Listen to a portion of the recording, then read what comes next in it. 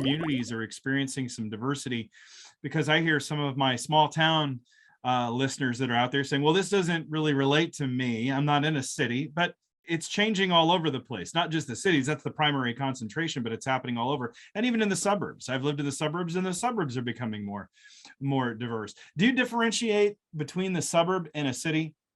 Not really. Again, like I said, in a sense, Okay. both of those are artificial constructs. They're Right. just where people are. Okay. And just as cities change, you look and say, well, New York it's been New York for 300 years.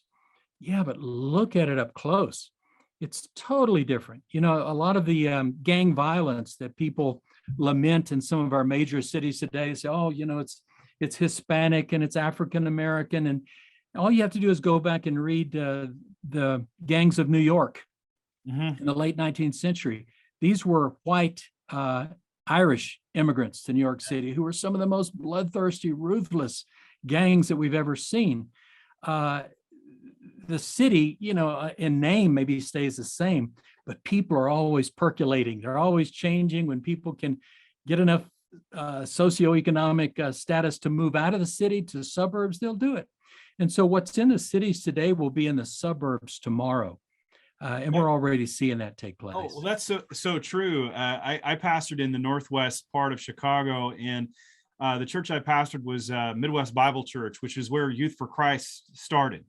And a lot of the folks, when I came along in the 90s, they'd been there. The church had started in 1933, and it was predominantly children of immigrants that came from Norway and Sweden. And they would make a lot of jokes about it, but see, there had been a shift in the 70s where a lot of people came from Mexican backgrounds and they moved into the area. Well, a lot of those folks, when they got economically, they grew economically, they moved out to the suburbs and they bust back in, or they came back in for church. But then the church started to shift, and it became, the next group coming in was Polish, and then down the road was Puerto Rican. So I truly understand that. Those groups that ebbs and flows, you'd see that with different ethnic groups all the time coming in, and that would change the makeup of the church, which we want our churches to be a reflection of our neighborhoods and be able to reach out, because I think that's being a good church. If you're just one group and you're not reaching the community around you, even though you're in that community, then that's a negative. Thinking through the different cities, you mentioned, how many different cities are you guys in North America? We're in 29 cities in North America and 2 or 3 cities overseas. We know New York City. What's the most diverse city in all of North America? Oh, New York City by far. Okay. Followed probably by Toronto.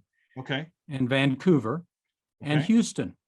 Houston is one of those places that doesn't have as big a population as New York, so not as large of ethnic communities, but extremely diverse.